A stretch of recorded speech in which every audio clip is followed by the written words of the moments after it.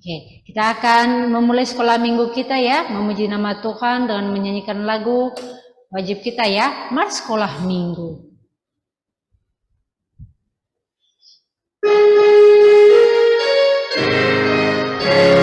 Sekolah minggu, sekolah minggu, rumah anak-anak semua, bakti anak cinta bangsa, hidup baru sukaria.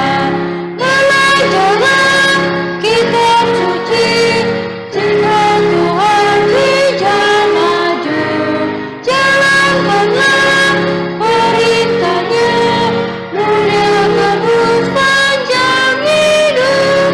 Sekolah minggu, markas anak-anak semua, cari jiwa maju terus, terus jadi tentara Kristus. Belajarlah kitab suci, cinta Tuhan hijau maju, jalankanlah perintahnya, muliakan sepanjang hidup. Satu lipat tangan dosa. Satu lipat tangan, dua tutup mata, tiga tunduk kepala, kemudian kita berdoa. Adik-adik semua tundukkan kepalanya, lipat tangannya. Kita mau berdoa, ikutilah saya. Bapa di dalam surga, kami bersyukur untuk pagi yang indah di hari kudus Tuhan ini. Kami boleh datang ke rumah-Mu untuk beribadah. Tuhan, kami bersyukur untuk penyertaan Tuhan selama 1 minggu lamanya. Saat ini kami mau memuji Tuhan. Kiranya Engkau menolong kami agar kami semua dengan sukacita memuji Tuhan. Dan tolong kami juga Tuhan untuk menyiapkan hati kami dalam mendengarkan firman Tuhan. Kami juga mengingat untuk teman-teman yang masih dalam perjalanan. Kiranya Engkau membawa mereka ke rumah Tuhan dengan selamat. Dan yang berhalangan, kiranya Engkau yang menolong agar minggu depan mereka bisa datang ke rumah Tuhan untuk beribadah bersama-sama dengan kami. Terima kasih Tuhan, kami menyerahkan ibadah sekolah minggu kami hanya ke dalam tangan Tuhan saja. Ampuni dosa kami hanya di dalam nama Tuhan Yesus kami sudah berdoa. Amin. Oke, kita akan lanjutkan pujian kita berikutnya. Beritakan Injilnya selamanya.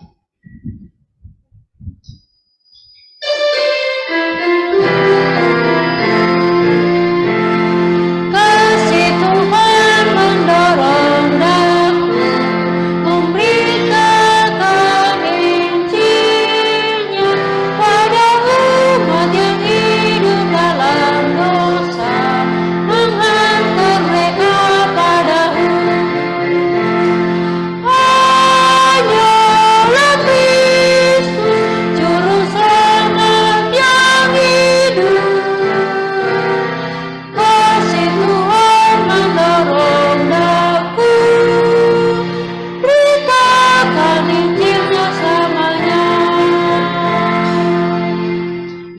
kiranya kasih Tuhan menolong kita, mendorong kita untuk mengabarkan Injilnya kepada siapa saja, kepada orang-orang yang kita kasihi. Siapa itu yang mau muntah-muntah? Kita lagi memuji Tuhan, jangan main-main ya sayang ya. Oke? Kita akan lanjutkan pujian kita berikutnya, ku menang, ku menang. Ini ada gerakannya, langsung berdiri aja yuk. Ayo semua berdiri.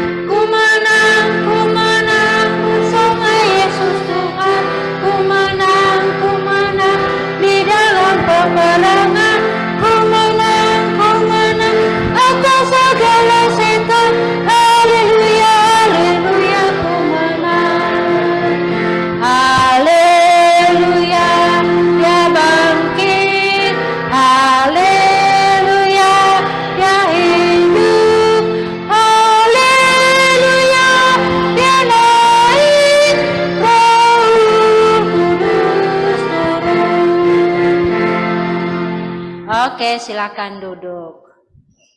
Kita akan menyanyikan lagu pujian berikutnya, serahkan yang terbaik padanya, sambil mengumpulkan persembahan kita hari ini.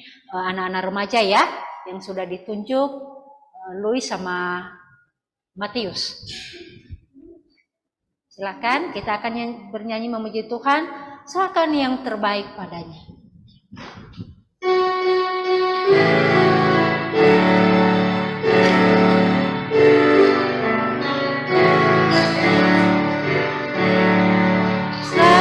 Yang terbaik padanya, naga masa mudamu, serahkan tubuh jiwa rohmu, setia berperang baginya. Yesus teladan yang indah, Dia teguh dan tak gentar.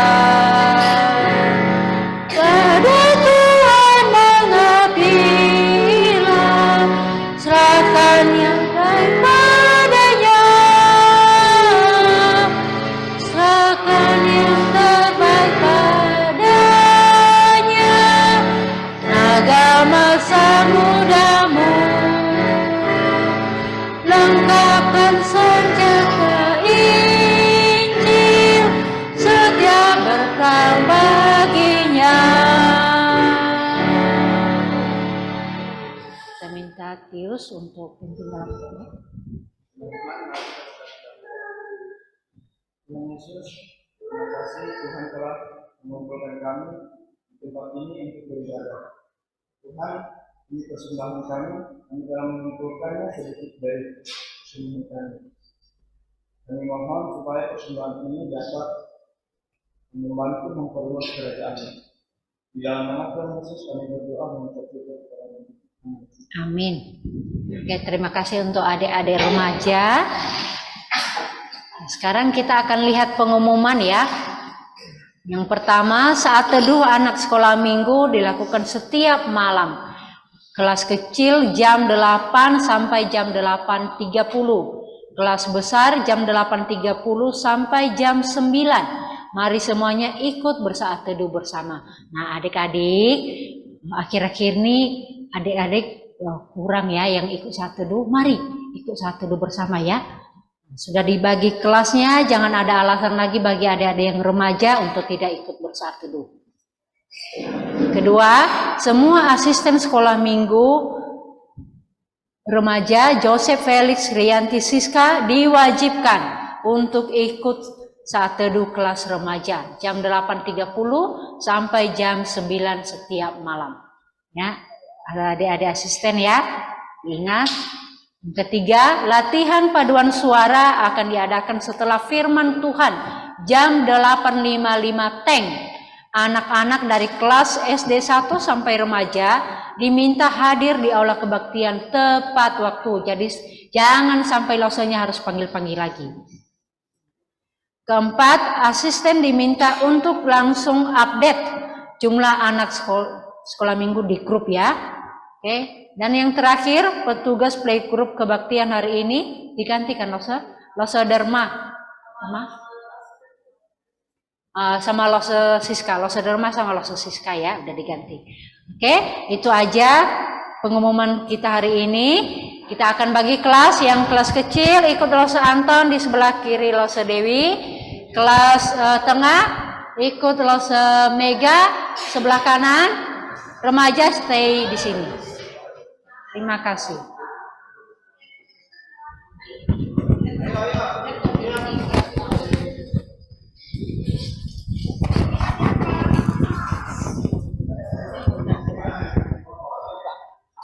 Aduh.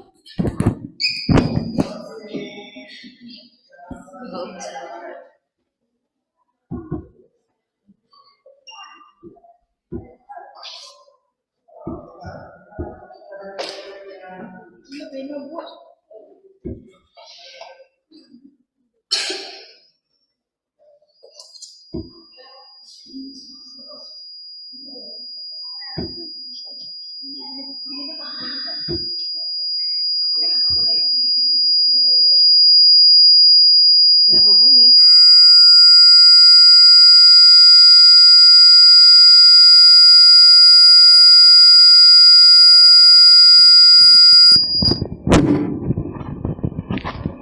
Ih, punya berapa orang?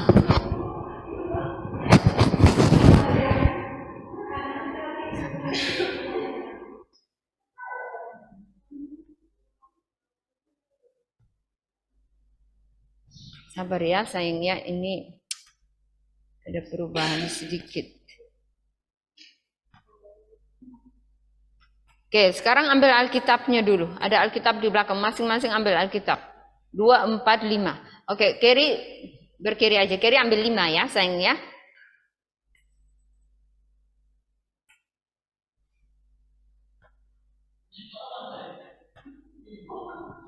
Hanya 4, 5. Tadi malam yang lain kecapean kali ya. Iya, kalian kecapean ya. Tadi malam semua datang kan? Itu tak datang.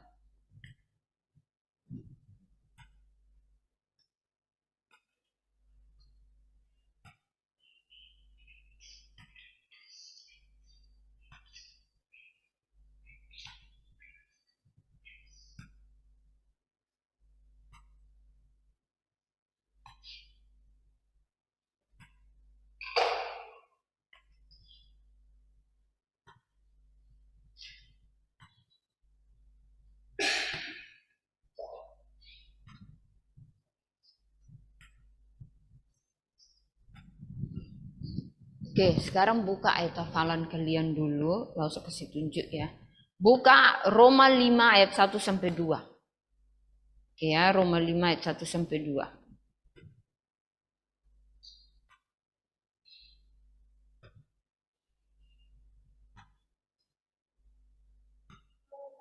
Iya sayang.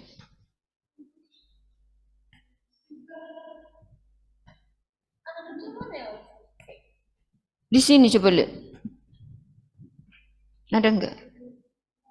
Oh ini. Roma 5 ayat 1 sampai 2 sayang. Roma 5 ayat 1 sampai 2. Iya itu. Oh, sekalian bawa itunya sayang. Untuk sambungan di laptop. Di mana Alsa? Ada.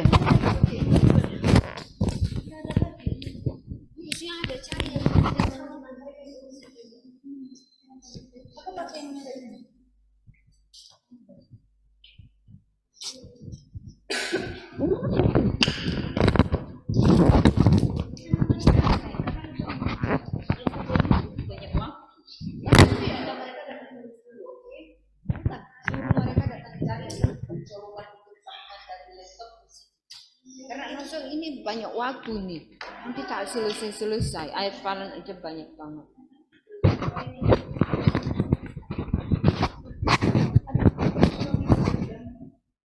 Aduh, kok terus aja di.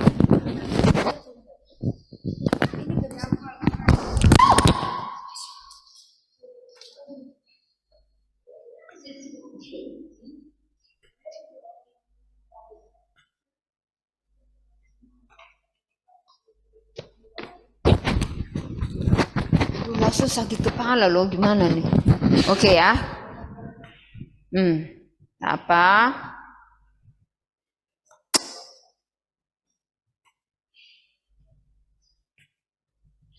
Dari tadi di mana sayang? Oh ya, tak apa. Yang penting datang ya. Telat pun harus datang.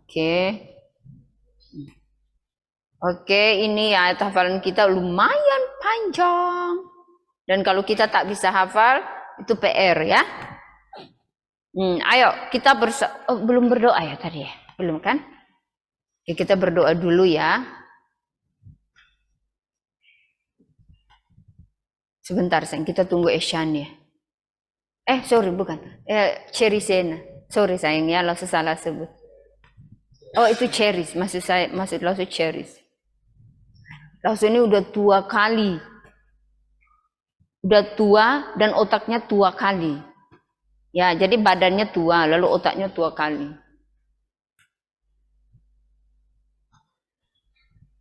Itu Siska tak ngerti colokannya, jadi mereka yang harus datang. Iya. Sayang, bukan di situ, suruh mereka datang lihat sendiri. Karena Siska tak ngerti, oke? Masa suruh Siska? Suruh anak mereka datang lihat sendiri. Oke, kita berdoa dulu ya. Allah Bapa dalam kerajaan surga, ampuni segala dosa dan kesalahan kami Tuhan. Yang kami lakukan ya Tuhan, kiranya Tuhan sucikan hati dan pikiran kami, supaya kami berkenan di hadapan-Mu Tuhan. Sekarang kami mau mendengar firman-Mu, kiranya Tuhan menolong supaya firman ini disampaikan dengan baik Tuhan. Dengan sederhana, dan anak-anak bisa mengerti Tuhan. Biar mereka bisa meniru teladan dari Paulus, dan juga Barnabas dan yang lainnya. Terima kasih Tuhan. Ampuni segala dosa dan kesalahan kami. Hanya dalam nama Tuhan Yesus kami berdoa. Amin. Oke ya. Nah jadi kita mau melihat ayat hafalannya dulu. Kita baca bersama-sama ya. 1, 2, 3. Roma 5 ayat 1 sampai 2. Sebab itu kita yang dibenarkan karena iman, kita hidup dalam damai sejahtera dengan Allah oleh karena Tuhan kita, Yesus Kristus. Oleh Dia kita juga beroleh jalan masuk oleh iman kepada kasih karunia ini. Di dalam kasih karunia ini kita berdiri dan kita bermegah dalam pengharapan akan menerima kemuliaan Allah. Roma 5 ayat 1 sampai 2. Ini hafalan kita cukup panjang. Kita akan hafal kalau kita ada waktu nanti ya. Namun kalau tidak ini PR. Oke? Jadi pulang ke rumah hafal ya sayang ya. Kita mau lihat ceritanya dulu ya. Nanti kita hafal bersama-sama. Nah, kita baca bersama-sama judulnya. 1, 2, 3. Allah mengutus Paulus untuk 3 perjalanan misi. Jadi Rasul Paulus ini adalah seorang utusan Tuhan sebagai misionaris. Kalian tahu apa tuh misionaris? Tahu ya? Orang yang dipanggil secara khusus untuk pergi memberitakan Injil kepada orang-orang yang belum percaya. Ya, di luar kota, di luar negeri, kayak gitu. Jadi dia mau lakukan tugas misi ini dengan rela hati karena Tuhan sendiri yang memanggilnya ya. Nah, jadi ini terambil dari mana nih? Coba, Gofas dari mana ya ayat firman Tuhan kita hari ini? Panjang sekali, tapi tak apa. Ya, kita bisa langsung sampaikan dengan ringkas, lalu kalian pulang coba ada hati untuk mau baca ya. Kalau tak mau baca ada Alkitab audio ya, dengarkan. Oke. Nah, tujuannya, jadi apa tujuan pelajaran kita hari ini? Menyelidiki bagaimana Allah memakai Paulus untuk menyebarkan Injil dan untuk mendirikan gereja-gereja. Nah ini ya, menyelidiki bagaimana Allah memakai Paulus untuk menyebarkan Injil dan untuk mendirikan gereja-gereja. Yang kedua, memohon agar Allah menolongku memberitakan kabar baik tentang Yesus Kristus. Nah jadi kita mau meniru teladan dari Paulus yang memberitakan Injil ya. Nah seperti tadi malam kita bersyukur ada orang baru yang datang ya. Nah sekarang kita melihat pertama, Allah memakai Paulus dan Barnabas untuk menyebarkan Injil dari desa ke kota, di mana? Galatia. Nah, kita melihat misi yang pertama dulu. Nah, ini. Jadi perjalanan misi yang pertama ini, rutenya itu dimulai dari, lihat ini, Antioquia. Nah, ada dua Antioquia ya. Antioquia yang satu itu di Syria, yang satu di Galatia. Nah, jadi ini rute pertamanya ini ya. Pertama dia dari Antioquia, kemudian dia pergi ke Seleukia. Ya. Kemudian kemana lagi? Salamis. Saya coba kalau langsung tuh, oh belum ini ya, full ya. Oke. Bisa? Lebih bagus? Tadi langsung tak buat full ya. Nah, dari sini Antioquia ke Seleukia. Kemudian dia berlari lagi ke sini. Salamis. Kemudian kemana lagi? Siprus. Kemudian kemana lagi? Ini apa namanya nih? Perga. Lalu Perga kemana lagi? Ini dia Antioquia di Galatia ya. Jadi ini belum. Jadi dari sini Perga. Jadi misi pertama itu dari sini ke sini, lalu ke Perga, lalu dia langsung ke sini. Lalu kemana lagi? Iconium. Lalu dari Iconium ke Listra, lalu dari Listra ke Derbe, ya. Kemudian dia ulang lagi, dia kembali ke Listra. Kemudian dia kembali lagi ke mana? Iconium. Kembali lagi ke mana? Antioquia yang di Galatia ini. Lalu dia turun lagi, turun ke Perga. Dari Perga dia ke ini. Yang tadi dia belum singgah ya. Atali. Lalu dari Atalia maksudnya. Atalia. Lalu dari Atalia kemana nih? Dia tak ke sini tapi dia langsung kembali ke pertama. Ya, itu Antioquia yang ada di Syria. Nah, itu misi pertamanya, perjalanannya begitu ribet ya. Dan dalam ini semua memangnya gampang? Tidak. Nanti kita lihat apa yang terjadi di perjalanan misinya ini, perjalanan misi pertamanya ini ya. Nah ini ya, dikatakan bahwa Paulus dan Barnabas berkhotbah dari desa ke kota dan melakukan berbagai mujizat untuk mendukung pesan yang mereka sampaikan. Maksudnya mendukung pesan itu apa? Nah, jadi dengan mujizat, kalian tahu apa itu mujizat kan? Tahu kan? Mujizat itu hanya bisa dilakukan oleh Tuhan. Secara manusia, orang tidak bisa lakukan. Manusia tidak bisa lakukan. Misalnya orang yang lumpuh sejak lahir. Lalu bisa bisa sembuh, bisa berjalan. Ya, tanpa operasi apapun, tanpa apapun. Dan dia bisa berjalan. Nah itu semua karena Tuhan. Ya, Tuhan mampu melakukan itu. Tapi manusia tidak mampu. Nah itu contoh mujizat seperti itu. Jadi dengan seperti itu maka orang-orang yang mendengar firman Tuhan yang disampaikan oleh Barnabas dan Paulus atau Injil yang disampaikan, mereka percaya bahwa Barnabas dan Paulus ini adalah Asiania sayang semua. Jadi Barnabas dan Paulus menyampaikan Injil, lalu ada mujizat. Nah, jadi mujizat ini mendukung karena dengan mujizat ini orang-orang bisa melihat bahwa mereka ini utusan Allah yang maha hidup, yang berkuasa. Nah, jadi mereka percaya kepada apa yang dia sampaikan. Ya, nah itu maksudnya. Jadi Tuhan menyertai mereka, memberikan kuasa kepada mereka untuk menyampaikan Injil, tapi juga bisa melakukan mujizat. Oke, perhatikan Keri semua 2, 4, 6, 7 ya. Semua perhatikan. Nah, jadi mereka menyampaikan Injil kepada siapa saja, ya, di rumah ibadah, di luar rumah ibadah, dari kota ke kota, dari desa ke desa. Nah, seperti ini ya. Jadi mereka melakukan tugas ini. Mereka tak pergi ke, tadi kalau kita lihat rutenya itu ya, mereka bukan pergi untuk berleha-leha, orang bilang, bukan pergi untuk berlibur-libur di sana. Ya, kalau kita zaman sekarang, pergi ke luar kota untuk apa? Berlibur kan? Mereka enggak. Mereka gunakan kesempatan itu sebaik mungkin untuk memberitakan Injil. Tak henti-hentinya. Ya. Nah, kita harus tiru mereka ini. Nah, lalu mujizat yang dilakukan ini terjadi di sini, Listra ya. Nah, jadi orang lumpuh disembuhkan. Nah, tadi langsung sudah sebut di pertama. Nah, jadi tadinya orang lumpuh tak bisa berjalan, tapi Paulus bisa sembuhkan ya. Nah, tapi ingat, bukan Paulus, tapi Tuhan berikan kuasa.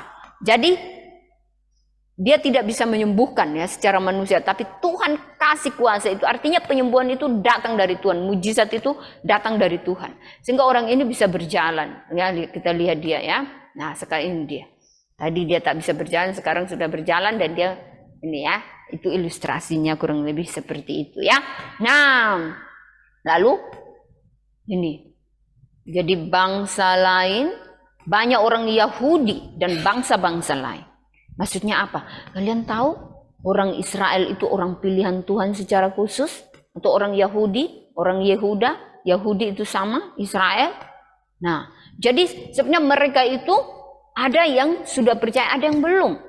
Karena mereka menolak Tuhan Yesus. Nah, orang-orang ini ini digolongkan tidak percaya. Namun setelah mereka mendengar berita Injil yang disampaikan oleh Barnabas dan Paulus, mereka menjadi percaya. Lalu bangsa-bangsa lain, tadi sudah disebut bahwa orang Israel ini orang istimewa, mereka sudah mengenal Tuhan. Tapi bangsa-bangsa lain tidak. Bangsa-bangsa lain menyembah patung, ya, menyembah dewa. Ya. Nah, jadi mereka belum percaya kepada Tuhan yang hidup dan yang benar. Nah, tapi dengan berita Injil yang disampaikan oleh Paulus dan Barnabas, mereka menerima anugerah keselamatan dari Allah ya di dalam Yesus Kristus.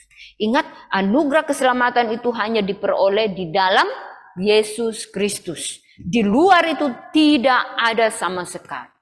Jadi kita bersyukur ya, kita sudah berada di jalan yang tepat. Nah, sekarang coba kita lihat ini Listra. Tadi Langsung bilang Listra kan? Nah, ini Listra ya. Nah, kita lihat apa yang terjadi di Listra selain ada penyembuhan tadi. Beberapa orang berusaha untuk menyembah Paulus dan Barnabas. Kenapa? Karena mereka melihat Paulus dan Barnabas bisa menyembuhkan orang yang lumpuh, bisa membuat mujizat. Jadi mereka pikir, wah, mereka ini dewa-dewa yang turun dari surga. Mereka pikir kayak gitu kan? Nah, jadi mereka berusaha untuk menyembah Paulus dan Barnabas. Lalu Paulus dianggap sebagai apa? Hermes. Dan Barnabas dianggap sebagai Zeus. Nah, Hermes, Zeus ini dewa di mana? Yang dipercaya oleh orang apa? Iya, Greek atau Yunani ya. Nah, jadi mereka menganggap seperti itu sehingga mereka menyembah. Tapi apakah Paulus dan Barnabas menggunakan kesempatan itu supaya dipuja-puja? Tidak. Malah mereka kecewa. Kenapa kami ini manusia biasa tapi kalian menganggap kami dewa? Menganggap kami seperti Allah dan kalian datang untuk sembah. Ada orang lain kalau sudah begitu senang, mereka tidak. Karena mereka tahu diri. Kami ini hanya manusia biasa yang diutus oleh Tuhan untuk memberitakan Injil. Dan kami bisa melakukan mujizat ini bukan karena kehebatan kami, tetapi karena Tuhan yang berikan kuasa. Jadi mereka malah kecewa, ya. Jadi mereka memberitakan yang sebenarnya. Allah yang berkuasa, bukan kami. Ya, jadi jangan menyembah kami. Kami ini hanya manusia biasa. Sekarang di mana lagi? Jadi tak kita lihat satu persatu semua tempat ini ya. Nah, di Antioquia, ya, di Antioquia di Galatia. Apa yang terjadi di situ? Paulus dan Barnabas dianiaya. Dianiaya karena dianggap memberitakan Injil. Mereka tak mau, ya. Oke. Nah, mereka dianiaya seperti ini, ya. Coba kita lihat ilustrasi gambar. Lalu ini lihat. Ngeri ya. Jadi memberitakan Injil itu ya tidak gampang adik-adik sekalian. Mungkin zaman sekarang tak mengalami seperti ini. Tapi ada juga loh yang mengalami begini. Ya, dari agama-agama yang tak menerima Tuhan Yesus ya. Jadi mereka dianiaya, tapi apakah mereka berhenti melayani? Tidak, ya. Mereka terus melayani Tuhan ya. Jadi dikatakan mereka dianiaya, tapi setelah itu Tuhan menolong mereka. Jadi ini Paulus dan Barnabas kembali mengunjungi gereja-gereja yang telah dibangun untuk mendorong dan mengajar murid-murid yang baru. Nah, jadi setelah mereka memberitakan Injil, lalu ada orang yang percaya dan sudah membangun gereja, mereka tidak berhenti di situ. Mereka tak membiarkannya, tapi mereka kembali untuk menguatkan iman mereka, memastikan bahwa gereja yang sudah dibangun itu terus bertumbuh. Ya, iman orang-orang itu bertumbuh dan mendorong mereka untuk membawa jiwa-jiwa baru untuk datang percaya supaya gereja itu terus berkembang. Nah, itulah yang dilakukan oleh Paulus dan Barnabas. Dan itu pekerjaan yang tak gampang, apalagi dianiaya lagi. Belum tentu makanan cukup loh. Ya, tapi Tuhan cukupkan itu semua. Ya, dan Alkitab tak mencatat bahwa mereka tuh mengeluh. Ya, kalau Lause Selvi masih mengeluh, tapi orang-orang tidak. Ya, Paulus dan Barnabas tidak.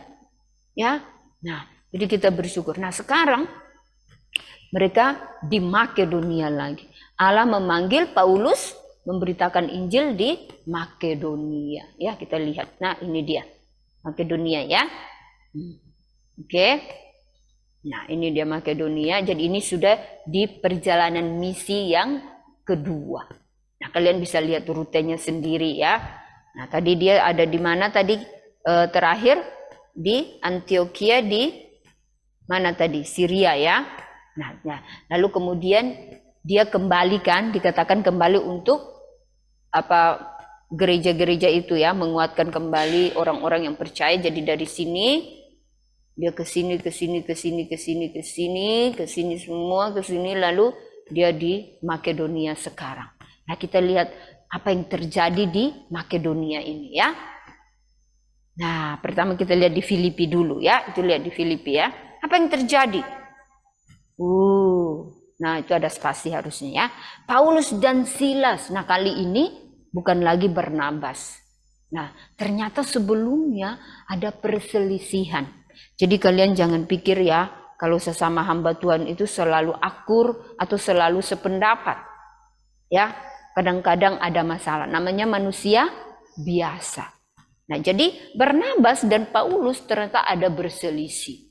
Karena dalam perjalanan misi yang pertama itu ada nama Markus ya, atau Yohanes ya. Nah, disebut dua nama ini ya. Maksudnya bisa disebut Yohanes, bisa disebut juga Markus dia. Nah, ternyata dia dalam perjalanannya dia tak mau lagi. Ya, jadi dia tak mau, dia berhenti. Nah, jadi Paulus tak suka. Ya, tak suka dengan orang begini ya. Maksudnya harus melayani itu harus terus gitu loh. Jangan berhenti. Nah, jadi dia menganggap tapi Barnabas masih mau mengajak si Yohanes ini untuk melanjutkan perjalanan misi ini ya.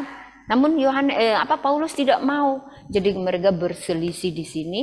Jadi Paulus tidak bersama Barnabas lagi, tapi dia mengajak Silas. Nanti dia juga bertemu Timotius, mengajak Timotius. Nah, jadi di sini ya. Nah, jadi mereka melayani, tadi kita lihat di Filipi pertama kan, tapi di Filipi mereka dianiaya, dimasukkan ke dalam penjara karena Injil. Nah, jadi ini. Ternyata di dalam penjara, apa yang terjadi? Kalian masih ingat kisahnya kan? Mereka bernyanyi memuji Tuhan, terjadi gempa. Lalu dengan terjadinya gempa, apakah mereka mau kesempatan itu? Karena penjara terbuka loh. Apakah mereka gunakan kesempatan itu untuk mereka berlari ya, keluar dari penjara? Atau mereka tak berbuat dosa? Tapi tidak. Kalau kita mungkin kesempatan udah berlari keluar dari penjara. Ya, tapi mereka tidak ya. Mereka bernyanyi memuji Tuhan. Kemudian nanti kepala penjara atau sipir itu bisa percaya kepada Tuhan Yesus, dia dan keluarganya juga ya. Nah, ini dia. Kepala penjara dan keluarganya pun menjadi percaya kepada Sang Juru Selamat. Nah, jadi dengan mereka masuk penjara justru apa di situ? Orang yang di dalam penjara bisa percaya kepada Tuhan Yesus. Jadi Tuhan kadang-kadang mengizinkan kita mengalami kesusahannya. Ternyata di balik kesusahan itu ada berkat besar yang kita terima. Kalian tahu ya, berkat terbesar yang kita terima itu adalah keselamatan. Dan ternyata dengan kehadiran mereka dalam penjara atau mereka di dalam penjara, Injil Tuhan bisa tersampaikan kepada kepala penjara. Dan dia selamat, bukan hanya dia tapi keluarganya juga selamat. Itu anugerah yang luar biasa. Tadi malam langsung melihat orang-orang baru ya datang ke malam penginjilan. Langsung senang sekali. Jadi ketika kita melihat orang percaya, kita menjadi senang. Jadi kesusahan itu tak ada apa-apanya. Ya dibandingkan dengan keselamatan yang diterima oleh orang yang tidak percaya. Ya, mereka selamat itu luar biasa. Ya, jadi di Filipi terjadi begini. Nah, sekarang dari Filipi di Tesalonika lagi. Apa yang terjadi di Tesalonika? Nah, dikatakan bahwa di Tesalonika dan Berea banyak orang Yahudi dan Yunani mempercayai pesan Paulus bahwa Yesus adalah Kristus. Ya, nah jadi mereka mendengar Injil yang disampaikan oleh Paulus dan mereka menjadi percaya. Bersyukur puji Tuhan ya. Oke. Nah, di mana lagi? Di Athena ya. Nah, Athena ini di mana? Yunani ya. Nah, apa yang terjadi di situ? Dikatakan bahwa Paulus memberitakan tentang Allah yang hidup. Jadi dia ke sana bukan refreshing, tapi tetap memberitakan firman Allah, memberitakan tentang Allah yang hidup kepada mereka. Nah, sekarang dari Athena ke Korintus lagi. Apa yang terjadi di sana?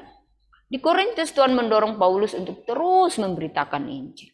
Jadi dia ke sana, dia terus memberitakan Injil ya. Nah, jadi dari Korintus dia kemana nih?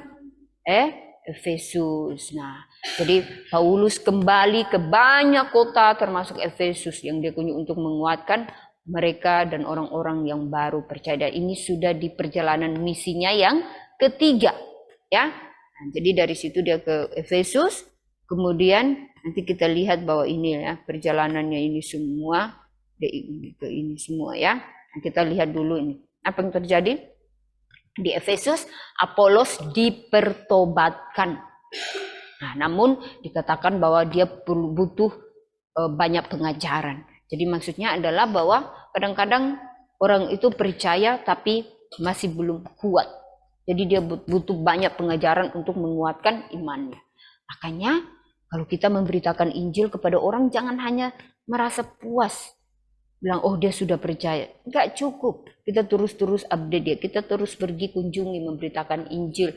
Bukan memberitakan Injil, kasih tahu firman Tuhan terus, supaya menguatkan dia. Nah, oke. Nah, jadi ternyata dia sudah di sini, lalu dia udah kembali ke Troas. Apa yang terjadi di Troas? Paulus kembali ke banyak kota, dan di sini di Troas dia juga ya, menguatkan orang-orang di Troas. Nah, kita lihat apa yang terjadi. Ternyata di Troas Paulus membangkitkan Eutikus. Kalian tahu apa yang terjadi? Paulus dia memberitakan atau mengajar firman Tuhan di situ terlalu lama sampai pagi. Lalu si Eutikus ini mengantuk. Lalu apa yang terjadi? Frans ingat? Apa? Steve ingat? Ada yang ingat? Dia terjatuh dari lantai atas itu. Masih ingat kan kisahnya? Lalu dia hidup nggak? Mati. Tapi apakah terus mati? Tidak, karena Paulus membangkitkannya. Nah, itu salah satu kejadian di situ. Jadi terjadi mujizat di situ. Ya. Jadi lalu Paulus kembali lagi ke Efesus dan mengadakan perpisahan dengan penatua di Efesus. Oke. Nah, kemudian dia kembali ke mana nih? Yerusalem. Ya, dia kembali ke Yerusalem. Oke. Nah, jadi dia kembali ke situ. Jadi kita lihat dulu ini ya.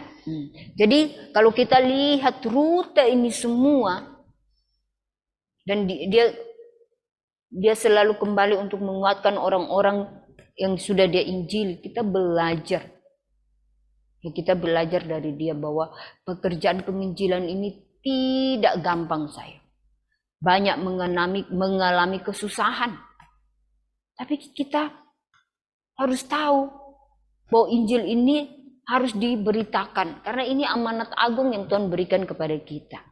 Kamu masih ingat amanat agung terdapat di mana? Sayang, jangan lupa. Matius pasal yang terakhir. Coba lihat. Lihat di situ. Langsung meminta kalian temukan. Supaya ingat. Matius pasal yang terakhir. Coba. Ayo, kiri ketemu amanat agungnya. Tak ketemu. Frans. Itu ayat berapa? Matius berapa, ayat berapa? Ya, ayat berapa, sayang? Coba Ceris baca. Oh, sebelum itu. Ayat sebelumnya. Coba.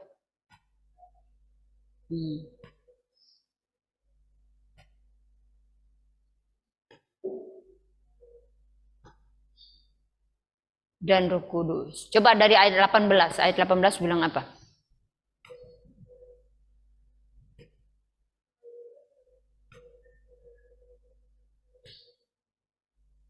Oke. Nah, jadi selalu ingat Matius yang pasal terakhir itu amanat agung ya. Itu terdapat di Matius 28 ayat 19 ya. Oke, nah jadi yang baptis itu bukan kita.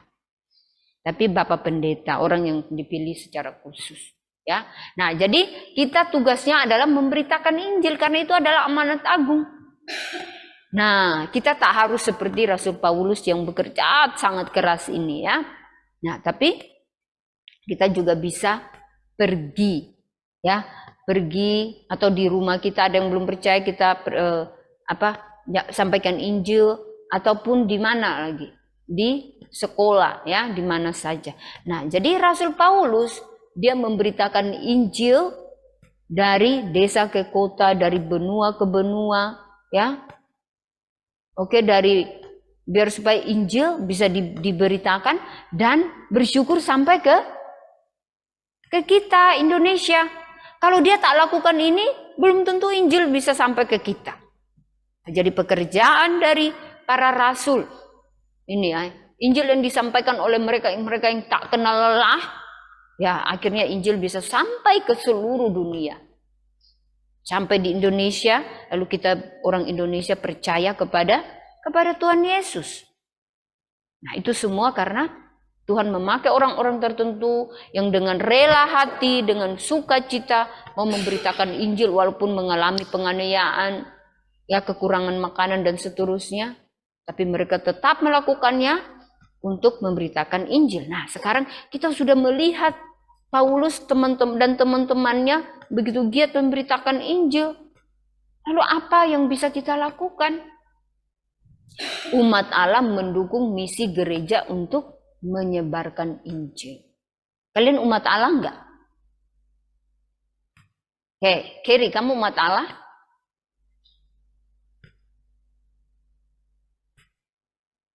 Steve? Oke, kamu tahu apa itu umat Allah? Tahu ya? Jangan hanya mengangguk ya. Ya, umat Allah. Ya, kita semua ini umat Allah, jemaat Allah, orang yang pengikutnya, maksudnya pengikutnya atau percaya kepadanya, itu disebut umat Allah ya. Nah, jadi sebagai umat Allah yang sudah diselamatkan, kita harus mendukung misi gereja. Ya. Apa yang ingin dilakukan oleh gereja untuk memperluas kerajaan Allah, maka kita harus dukung. Nah, seperti apa? Allah menginginkan kita semua, siapa aja, pengkhotbah itu siapa aja, semua hamba Tuhan yang Tuhan pakai untuk berkhotbah, ya. Nah, jadi pengkhotbah terutama ya, dia harus memberitakan Injil. Karena dia merasa bahwa dia terpanggil. Maka jangan menjadi hamba Tuhan yang hanya duduk lalu tak melakukan pemberitaan Injil. Dia harus memberitakan Injil. Lalu guru di sekolah minggu, guru Kristen memberitakan Injil. Kenapa disebut guru? Karena kamu sudah belajar. Jadi kamu bisa mengajar, ya. Dan kamu harus lakukan tugas ini. Usahawan. Jadi ternyata bukan hanya guru ya. Bukan hanya pengkhotbah. Ini usahawan juga. Kalau kamu jadi pengusaha, jangan hanya pikirkan duit aja. Bagaimana mengembangkan usahamu, mengembangkan usahamu. Bukan hanya itu. Tetapi kamu tahu bahwa dengan usaha yang Tuhan kasih ini, banyak orang yang jadi pekerja saya. Pekerja-pekerja ini saya harus kasih tahu tentang Tuhan Yesus. Supaya mereka juga bisa diselamatkan. Jangan hanya dorong orang untuk cari uang saja. Tapi gunakan. Jadi kamu mau memperluas usahamu itu tak salah. Tapi memperluas juga kerajaan Allah melalui usahamu itu. Oke? Jadi kalian semua nanti jadi pengusaha kan? Siapa yang mau jadi pengusaha? Angkat tangan. Masa tak ada? Oke. Derens ya, mau jadi pengusaha ya? Iya. Ceris mau jadi pengusaha? Jadi apa saya? Udah pikirkan belum? Udah pikirkan. Mau jadi apa saya? Coba boleh tahu? Dokter? Dokter. Telinga Lausa agak rusak. Jadi harus lebih keras ya. Ya benaran. Jadi kalau ngomong begitu, Lausa harus minta lagi untuk lebih keras. Oke? Nah, jadi kalian bisa dengar jelas gak tadi? Ada? Nah, maksudnya kalian yang telinganya baik aja, apalagi yang rusak ini. Oke. Nah, jadi harus lebih jelas ya ngomongnya. Nah, jadi jadi dokter pun itu malah bagus loh. Kamu kalau jadi dokter ya, apalagi yang sudah membedah, kamu melihat organ-organ tubuh itu bekerja dengan baik, dengan semestinya. Kalian tahu nggak? Kita ini dilahirkan ya. Papa sama mama menikah, lalu mereka lalu punya anak ya. Tapi Tuhan ciptakan tubuh ini dengan organ tubuh di dalam yang begitu lengkap, dan kita tak pernah lihat loh di dalam dia bekerja seperti apa. Tapi kalau kamu jadi dokter dan kamu bisa membedah, kamu bisa lihat itu dengan mata kepala, kamu begitu senang ya. Oh ternyata gini ya, organ tubuh bisa bekerja begini. Kamu memuji Tuhan loh. Benar. Itu luar biasa. Kita yang hidup hanya hidup begini, tapi kita pernah nggak di dalam kita lihat ke apa? Seperti apa? Nah kalau kamu jadi dokter, kamu harusnya sungguh-sungguh percaya kepada Tuhan Yesus. Karena kamu bisa melihat itu semua. Siapa yang bisa mengatur sistem pencernaan semua di dalam? Tak ada. Hanya Tuhan. Dia merancang tubuh kita dengan begitu istimewa. Sehingga bisa bekerja dengan baik. Lalu kita bisa berjalan sana sini segala macam. Itu semua karena Tuhan. Jadi kalau kamu jadi dokter, tiap kali kamu mengobati orang, kesempatan beritakan tentang Tuhan Yesus kepada orang supaya bisa percaya. Ya, pengusaha juga tadi langsung sebut. Siapa lagi? Oke, ceri Ishania mau jadi apa sayang? Pengusaha seperti papa? Oh, belum tahu. Ya, tapi apapun nanti, ya, ataupun sekarang juga kamu sebagai murid bisa beritakan Injil di sekolah, ya. Di sekolah ada teman-teman yang belum percaya, bisa ajak datang ke persekutuan remaja, datang ke sekolah minggu. Oke, Steve mau jadi apa sayang? Belum tahu. Oke, ya, sama ya prinsipnya. Jadi apapun ingat ya untuk beritakan Injil. Oke, Steve, abangnya Steve, Franz. Belum tahu juga. Ya, kamu harus cari tahu sekarang supaya bisa mempersiapkan diri. Kelas berapa sekarang? Iya loh, udah kelas 3, udah harus tahu. Jadi mau tamat mau kemana. Jadi jangan salah jurusan. Kayak seperti Lause Selfie, peternakan dulu kuliahnya. Habiskan waktu, tenaga, ya uang di, maksudnya Lause kuliah di negeri ya. Jadi murah. Tapi bagi Lause itu juga uang loh. Apalagi Lause miskin ya. Lause ini anak petani bukan petani kaya lagi, petani miskin. Tapi puji Tuhan dikasih sekolah. Nah, jadi harus ambil jurusan yang pas supaya jangan kecewa di kemudian hari. Makanya kita harus tahu kita ini maunya kayak apa, ya, hobi atau apapun ya. Jadi supaya kita bisa pakai ilmu yang kita dapatkan itu. Tapi sebetulnya apapun itu tak ada yang sia-sia. Ya, jadi Lause juga mendapatkan pelajaran dari kuliah dulu lah, yang bisa dipakai sekarang malah, ya. Tapi Lause tak usah cerita, habis waktu. Nah, jadi apalagi, nah orang-orang lain, ya. Jadi orang-orang lain ini termasuk kita semua, ya. Kerry, Derens, Gofas, ya sayangnya. Jadi Tuhan mau supaya kita menjadi misionaris. Jadi misionaris tak harus pergi ke luar negeri, ya. Tapi coba jadilah di tempat kamu berada, memberitakan Injil, ya. Lalu apa yang bisa kita lakukan lagi? Kita sudah mendengar bahwa jadi misionaris itu tidak gampang, ya. Waktu zaman gereja mula-mula seperti para rasul, ataupun nanti di saat zaman dunia modern ini juga, ya, tidak gampang. Apalagi kita dengar ya ada agama-agama sebelah sana, ada agama yang lain itu yang menolak Tuhan Yesus, ya. Terjadi ada bom-bom yang mereka tak suka dan mereka bunuh kayak gitu ya.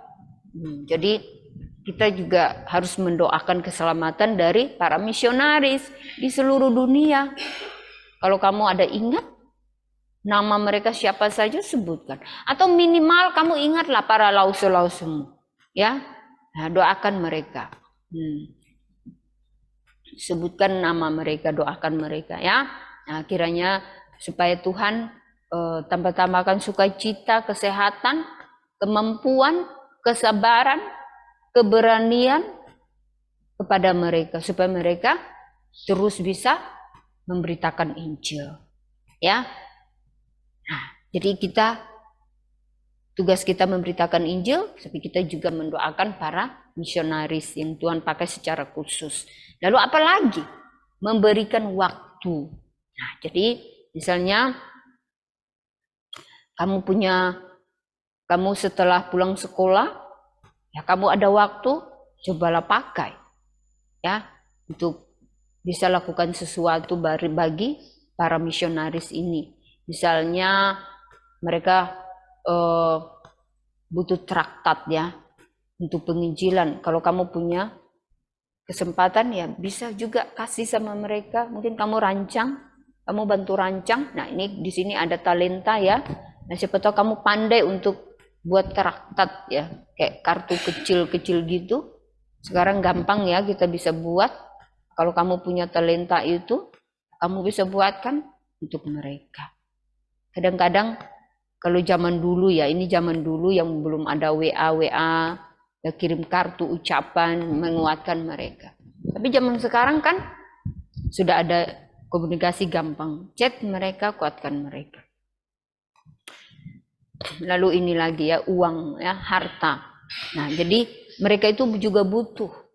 Kalian tahu nggak, jadi misionaris itu hanya memberitakan Injil. Jadi mereka butuh uang. Kita bisa ya, kalau kamu ada uang lebih bisa juga